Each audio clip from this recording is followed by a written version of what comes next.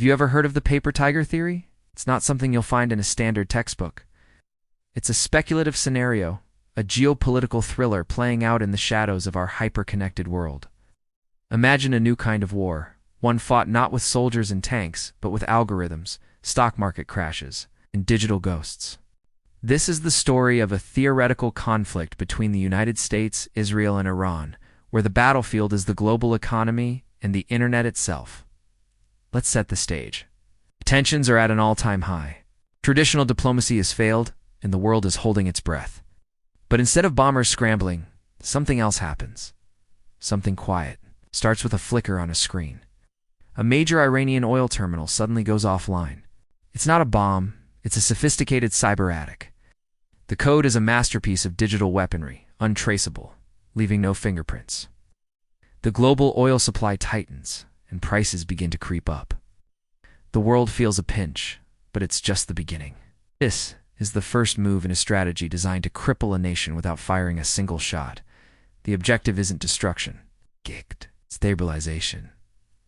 The theory goes that a coalition, let's say the US, and Israel, could deploy this strategy to undermine Iran's ability to function.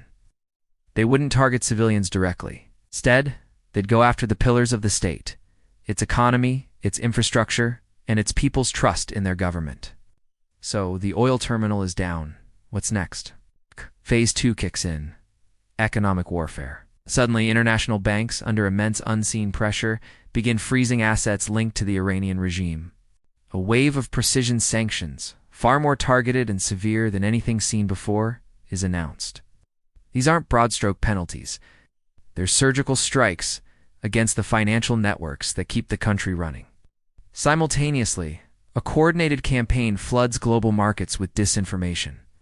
Rumors of instability, fake reports of internal coups, and exaggerated news of economic collapse spread like wildfire on social media and financial newswires. The effect is immediate and devastating. The Iranian currency, the rial, plummets. Hyperinflation kicks in. Savings of ordinary people are wiped out overnight. The price of bread, medicine, and fuel skyrockets. Lines at gas stations get longer. The government tries to reassure its citizens, but their words are drowned out by the noise of economic panic. The digital whispers have become a roar.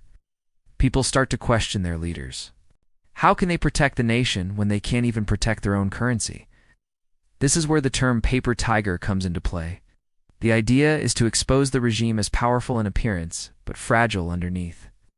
It looks like a fearsome tiger, but if you poke it, you find it's just made of paper. The attacks are designed to create so much internal pressure that the government can't focus on external threats. It's a war of 1,000 cuts, each one small on its own, but together they cause the system to bleed out. Now, let's look at the third front, infrastructure. We're talking about the systems that power modern life. The power grid, water treatment plants, telecommunications, and transportation networks. In our paper tiger scenario, these become prime targets. Imagine rolling blackouts in major cities, not from overload, but from a malicious code, shutting down power substations. The internet slows to a crawl as key data centers are hit with denial-of service attacks.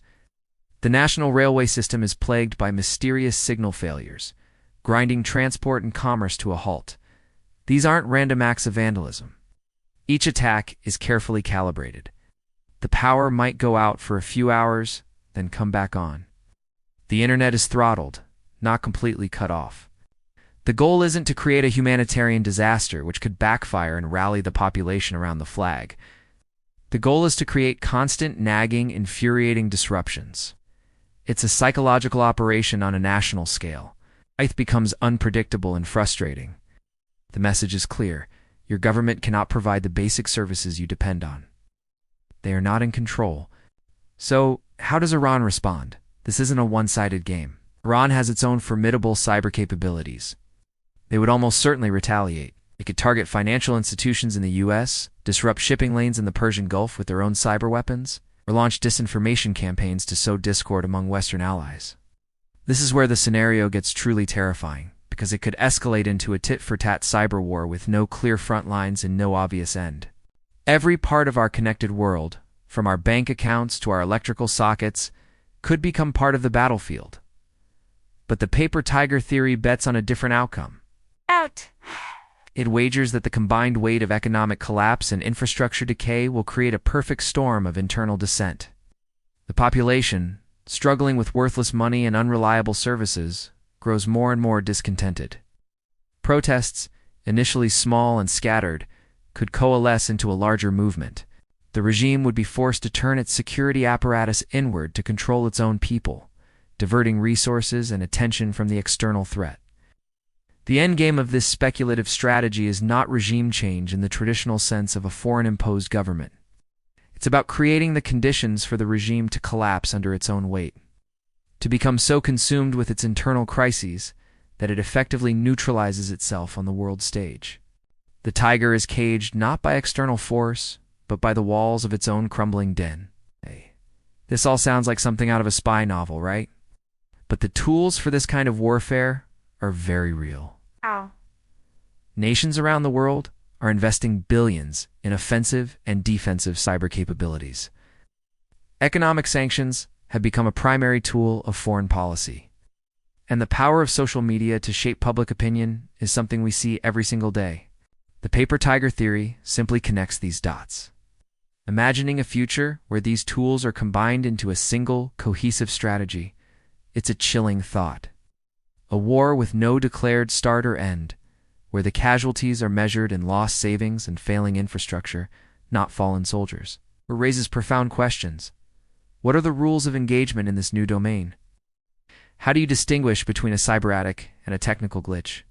And most importantly, is it possible to win such a war without triggering an unpredictable and catastrophic escalation into a real, physical conflict? The paper tiger theory remains just that, a theory, a speculative look at what the future of conflict could be. But it serves as a powerful reminder that the biggest threats in the 21st century might not come from the weapons we can see, but from the invisible forces that control our digital and economic worlds. The next world war might not be announced with a bang, but with a quiet single line of code. What do you think? Is this the future of geopolitics, or is it pure science fiction? Let me know your thoughts down in the comments. Thanks for watching, and if you found this interesting, don't forget to like and subscribe for more deep dives into the hidden forces shaping our world. See you next time.